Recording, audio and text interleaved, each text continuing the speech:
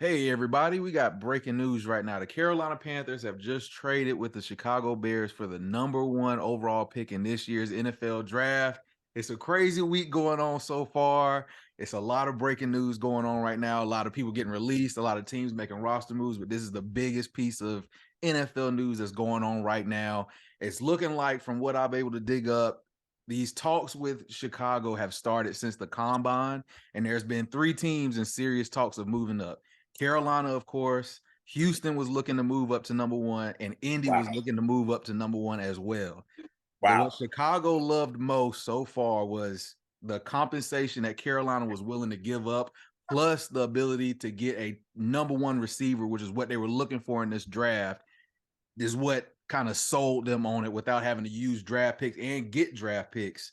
Now they don't got to spend one on one of these rookie wide receivers. They got a guy in DJ Moore now that can carry the weight. That's what the selling point was with them going with Carolina versus these other 2 teams. And Drew, I know you're going to be happy to hear this. From what I'm seeing right now, it looks like the decision in the front office for Carolina is David Tepper is in love with Bryce Young. In love with Bryce. Okay. That's all he's talking about from the combine, before the combine. He's in love with Bryce Young. Frank Wright, the head coach, he is in love with CJ Stroud. So Wow. between the two of them, they've made the decision. It's going to be either Bryce Young or CJ Stroud, and they're happy in the building with those. Now, if you go back and looking at Frank Wright, from what I've heard, he loves bigger QBs, and that's why he likes CJ over Bryce. But at the Right. same time, both guys are it for the Carolina Panthers right now. And from what everybody from has been saying around the league and from hearing in that front office is, hey, they got 48 days from right now to make a decision on either of those 2 guys. Let me get and also it's looking like they have, Drew, you text me and said, yeah, they still have pick number 39. They're actually looking at acquiring a wide receiver. So either trading that pick to get a guy like DeAndre Hopkins if they can land him, or drafting one of these rookies, moving up and drafting one of these rookie wide receivers that's at, which we've discussed before. We don't know if that guy is in this draft right now, but Right. looks like a receiver is going to be that next pick after that #1 pick. We got to get the reaction. What y'all thinking so far? Hey, You I go, only got Drew. one thing. Look, I'm back in the building, man. We back in the building, man. Look, if y'all know me personally, I've been dating NFL teams the last couple of years, but I'm making my decision. I'm coming back home to my main one. It's no wrong decision unless you pick somebody named Anthony Richardson. I hate to say it. I hate to be the negative Nancy, but Yes. I know Yes. as big as Bryce Young fan as I am, I'm cool with either Bryce Young or CJ Stroud. Yeah. Both of them have incredible talent. Both of them have game-changing abilities, which I think either one will be fine. It just don't mess it up by saying the wrong name. There's 2 names to say: Bryce Young, CJ Stroud. It should be an easy pick for Panthers. I think I just applaud them for taking that big step. Yeah. That's a big step. That's a big pull. They got to make the right pick.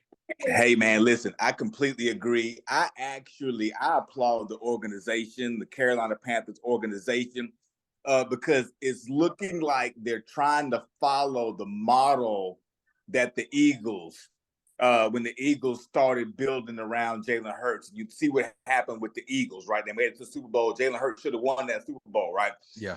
Jalen Hurts, when they got a bona fide #1 receiver, it elevated not just Jalen Hurts' game, it elevated the run game, right? It helped them out with time of possession. It gave the defense more time to be fresh, right? I think it is a fantastic move, just organizationally. Again, regardless of what quarterback is picked, it's a fantastic move. Now, of course, I got an affiliation with Bryce Young. I think he would actually be extremely effective, with the Panthers. But so was Stroud. So listen, the amount of balls that it took to actually make this move, understanding that you are about to draft your quarterback of the future. You haven't had that since Cam Newton. Yep. Now you're back in this position again to draft #1. Any mistakes that you made with Cam Newton, you've been there already. You've been there, done that. We know how this road looks down the road. Man, listen, I'm excited for the Panthers. They really can't go wrong, Drew, unless they say Anthony Richardson. It's got to be Bryce Young. It's got to be CJ Stroud. The building has to continue. You got picks now. Man, listen. They can do whatever the heck they want to do, man. I am so excited for the Panthers. To say one more little point about the Panthers, I think it is so strategic that they really didn't have to give up key defensive pieces in this pick. Right. Correct. The defense is really solid. They got a solid running back core. Chuba Hubbard is not a bad running back. Yeah. They got really solid pieces, but I think one key thing I was listening to lately was a guy talking about the receivers sometimes make the quarterback. Mm-hmm. Right. Bryce Young is the right pick because we've seen Bryce Young with exceptional receivers and not so great receivers. Yep. We have not seen CJ Stroud with average receivers. He's always had NFL types receivers: Chris Olave, Garrett Wilson, Jackson Smith-Njigba, Marvin Harrison Jr. He's had great receivers. You're coming to the Panthers with not great receivers right now, giving up DJ Moore, but the defense is going to be solid. The core piece is going to be solid. Yeah. I think it's a home run hit when they go. But Bryce Young we've seen him with less. Yeah, definitely.